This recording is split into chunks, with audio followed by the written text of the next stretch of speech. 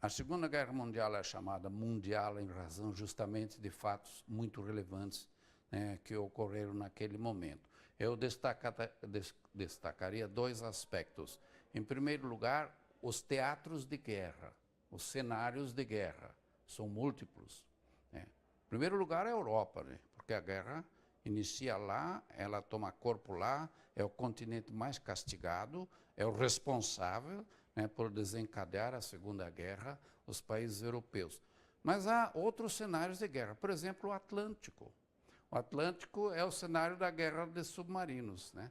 É muito difícil naquela época um navio atravessar o Oceano Atlântico, né, das Américas para a Europa, sem estar incluído numa esquadra com proteção, com acompanhamento. Os submarinos faziam destruições terríveis aqui. Então é um cenário relevante da guerra.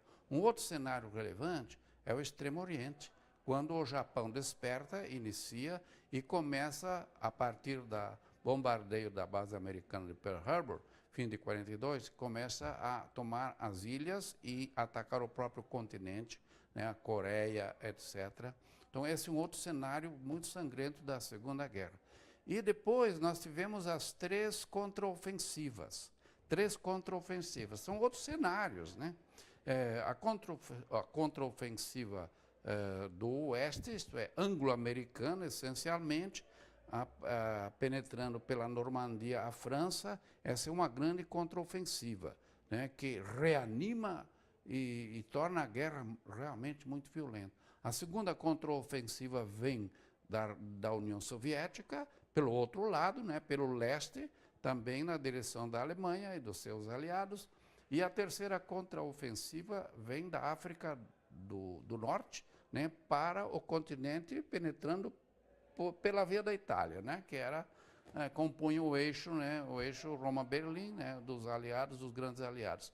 Então, esses cenários tornam a guerra um fenômeno realmente mundial. Por isso, a Segunda Guerra Mundial, ela se espalha por todo o mundo. Participantes, soldados. Nós esquecemos muito a bibliografia, a historiografia europeia também, pouco ou nada menciona, por exemplo, a participação de brasileiros na guerra, né? A nossa FEB, Força Expedicionária Brasileira. Mas muitos países africanos e árabes também contribuíram com contingentes, soldados, né? Pouco se lembra isso, porque os cenários de guerra são mais geograficamente localizados, então pouco se fala da contribuição, né, de soldados, de tropas que vieram de toda parte do mundo. Quer dizer, esses são os principais Esses são os principais, quer dizer, os cenários diferentes. Mas há um segundo aspecto ainda, que são justamente as três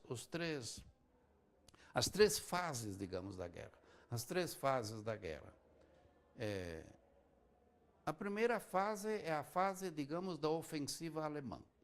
Ela vai ocupando, no início, aos poucos, penetrando, né, anexando a Áustria, depois os Sudetos, que são regiões de população germana, que considerava pertencer à grande nação alemã, né? Depois, quando a Alemanha invade a Polônia, aí sim as democracias despertam e não aceitam mais, não toleram, então elas declaram a guerra, né? Mas essa primeira fase da guerra começa lentamente, sem declaração de guerra, até que a Inglaterra e a França declaram a guerra. Então a guerra, que já é uma guerra europeia, ela vai se ampliar enormemente por causa da guerra relâmpago, a Blitzkrieg, né? A Alemanha invade a França pela Bélgica, toma conta de quase toda a França, invade muitos países nórdicos, se estende para a sua guerra também para o norte da África. Então, essa é a primeira fase da ofensiva alemã, depois japonesa. A segunda fase é lá pelo fim dos 42, 43, sobretudo. É uma fase morna, meio parada, parece uma guerra esquisita. Não há praticamente combates, ou muito pouco combate. Há O que está acontecendo nesse momento, nessa segunda fase? As nações, sobretudo aquelas que se sentem injuriadas, né, pela ofensiva alemã e dos aliados, as nações se preparam para a terceira fase, que é a contraofensiva. A contraofensiva. Então, o preparamento militar, né, a produção de armas, o equipamento militar, o armamentismo, tudo isso é importante para essa terceira fase. E esta é a mais violenta, a mais sofrida, a mais penosa, porque os alemães haviam se estabelecido com muita capacitação estratégica em toda a parte onde ocuparam, todas as partes que ocuparam. Então, essa contraofensiva, as três contraofensivas foram muito dolorosas e muito peníveis. Então, acho que esses são os fatos mais relevantes. Múltiplos cenários de guerra, né, 3 fases, 3 tempos de guerra, né? Eu acho que esses são os fenômenos mais importantes, mas pela dimensão nós vemos que são fenômenos globais, né? É uma guerra mundial, portanto.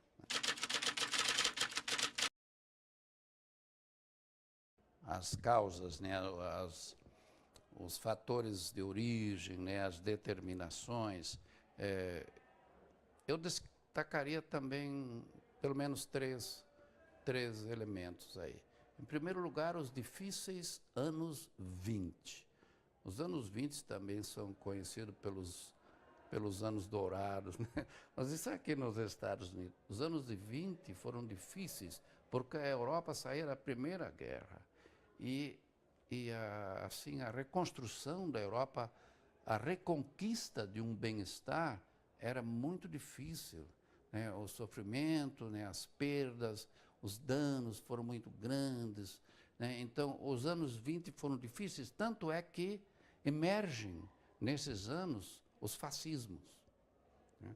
Os fascismos. O que são os fascismos dos anos 20? São regimes políticos que têm uma propensão ao autoritarismo, mas são regimes populares. Eles querem remediar justamente a sorte do povo, aliviar o descontentamento dos povos, né, das nações. Os fascismos, eles emergem, né, e nos anos 20, mas eles ainda não apresentam uma face, um caráter perigoso, belicoso, não. Eles apresentam um caráter mais popular. O armamentismo vem depois, né? O armamentismo vem depois. As nações começam a se armar, e uns por razões de vingança, especialmente a Alemanha.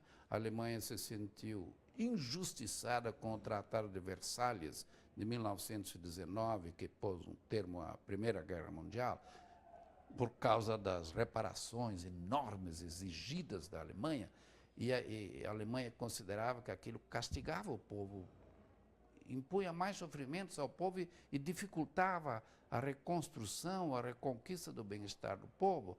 Então, a Alemanha se arma, a Alemanha se arma, mas há um armamentismo de vingança, como que nesse aspecto aí, né? E também um armamentismo de construção de potência, né? Está um pouco na moda o armamentismo que domina o mundo, nesses anos 20, início dos anos 30, né? Construção de potência. Porque, é claro, quando nós penetramos os anos 30, aí sim o armamentismo toma impulso de todo lado, porque vislumbrava-se um horizonte sombrio para o mundo, para as relações internacionais, para a diplomacia, etc. Então, o armamentismo, ele se torna o objetivo, né, de inúmeras potências. Então, nós compreendemos facilmente que isto acirra os ânimos, né, esquenta, né, a alma do mundo, né, e pode desviar-se, né, para atitudes ou decisões desastrosas. E o terceiro fator, eu acho muito importante na origem da guerra, além aparecimento dos fascismos, né, e suas versões, são inúmeras versões. O nazismo é uma versão mais acerbada, porque agrega ao fascismo o próprio racismo. Mas a Itália de Mussolini, até o Brasil de Vargas, né, os fascismos, a Espanha de Franco, sim, eles são regimes políticos, né, que nascem e brotam dessa conjuntura, né, dos anos 20, anos 30, mas o fator talvez mais determinante, ou um dos mais determinantes, é um fator econômico, que é a crise de 1929. Porque a crise de 1929, que surpreende o mundo, né, ela provoca assim, consequências sociais, portanto, para a vida dos povos, dos indivíduos, das famílias, consequências terríveis, desastrosas. Basta dizer, por exemplo, nos Estados Unidos, em poucos meses, mais de 50% da população ativa está desempregada. Então, falta salário, falta renda, falta bem-estar. Quando a crise chega à Europa, ela encontra uma Europa ainda debilitada da Primeira Guerra Mundial. Então, as consequências sociais, o descontentamento é ainda maior, né? O sofrimento é ainda maior da crise, né, econômica de 29. Né? Daí, o descontentamento é um fermento, é um germe, né? Daí para o mundo orientar-se numa aventura deslocada, o passo é curto, né? Quando há um descontentamento generalizado entre as nações, das nações, dos povos, né? Os povos tendem a se pendurar, a se agarrar, a se amarrar em qualquer coisa forte que apareça como um vislumbre de salvação. E aí, então, os ditadores, os tiranos, eles têm o seu momento propício, né, de ação. Então, essa é uma causa realmente que é social, é econômica, né, que não é diferente do armamentismo. O armamentismo, uma coisa alimenta a outra, né, o descontentamento alimenta o armamentismo e assim por diante. Mas eu creio que esses são os três grandes fenômenos, né, vem dos anos 20, portanto, dos anos 20, né, o aparecimento dos fascismos pelo mundo afora, depois